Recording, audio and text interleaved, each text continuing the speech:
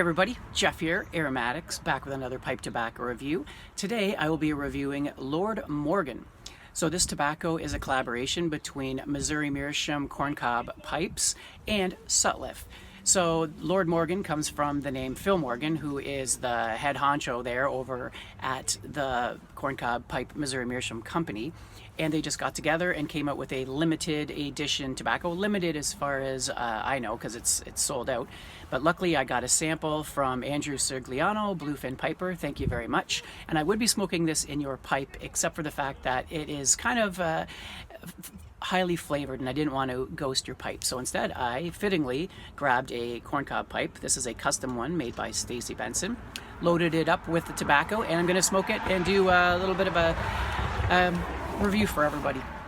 So anyway, this tobacco is a mixture of a high percentage of Cyprian Latakia, I think around 60-some%, as well as pretty much a kitchen sink of Virginias, Orientals. I heard there's a little bit of Burley and a touch of Perique. So I don't know how with 64% Latakia all of those other tobaccos are going to stand out, but I'm not a blender when it comes to pipe tobacco, so it works. So anyway, this is a crumble cake. I'll show you right here.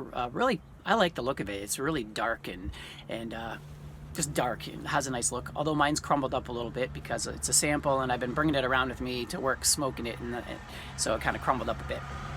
So anyway, I have my pipe. Oh, let me give a smell of it actually, if I can find. Here's my sample.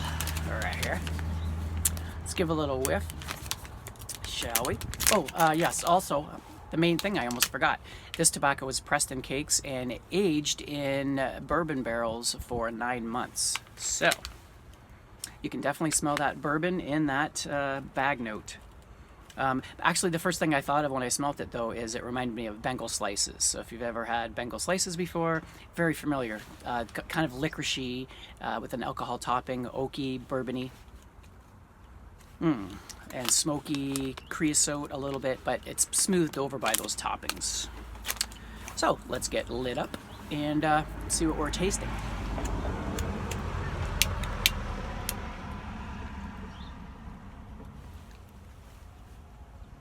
Now this tobacco I dry out.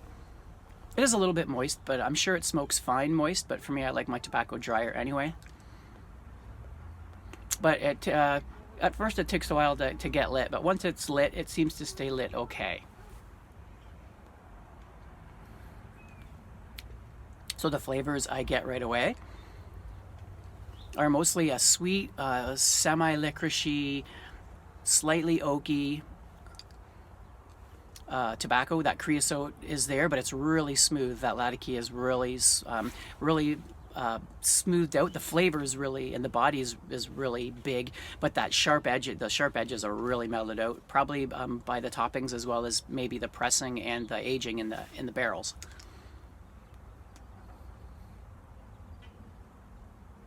And definitely that the topping or that the bourbon is very, very present there. There's a slight alcohol taste to it, but it's mostly just that the bourbon essence that's there, the whiskey.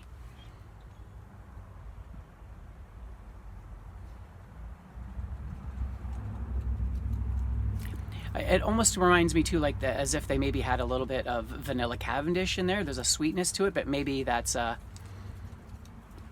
don't know where that would come from, because it doesn't say that there's any kind of vanilla or a topping like that. I wouldn't be surprised if there's some sort of a natural licorice extract added to it. That's what I get anyway. Normally, when I'm smoking these types of blends, like say Bengal slices, or also there's another, something else this reminds me of would be Brits Balkan by Four Noggins. Those blends, you can really taste those extra components. They really stand out. Like you can get sometimes a hit of those buttery spices from the Orientals, or a little bit of hay from the Virginia. This is just really melded together. I can't pick out any of those other flavors separately. You can possibly taste the Orientals here, because Orientals and Latakia are very similar to each other. So I can kind of taste that incensey taste, but I don't really taste the Virginias or Burleys myself. It just seems to be one solid component, probably from that compressing and aging. no bite. It's really surprising. I did not expect this from a Sutliff branded tobacco. Maybe someone like Russ Ouellette who would use Sutliff tobaccos, I would expect, because he did Bengal slices.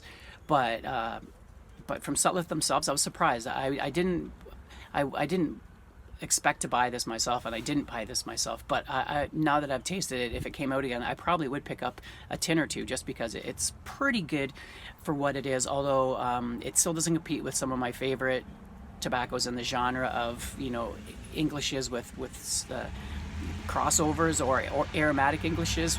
Probably my favorite would be Brits Balkan, which I'll do a review of. That's where I would go to if I was going to smoke this type of blend. But I might pick up a tin of this just to have it around for something different, or if I'm in the mood for a more whiskey oriented type of tobacco. Overall, though, if I could sum it up, if someone were to take Bengal slices and were to take this Lord Morgan and just slap a Bengal slices limited edition oak barrel, barrel aged, that's to me what this tastes like. So if I could sum it up all in one, that would, if you've ever had Bengal slices, imagine that oak, in a bourbon barrel aged, and you probably got a pretty good idea of what this tastes like. So I'll leave it at that. Hope you guys enjoyed my review, and I'll see you on my next one. Till then, Aromatics, signing out.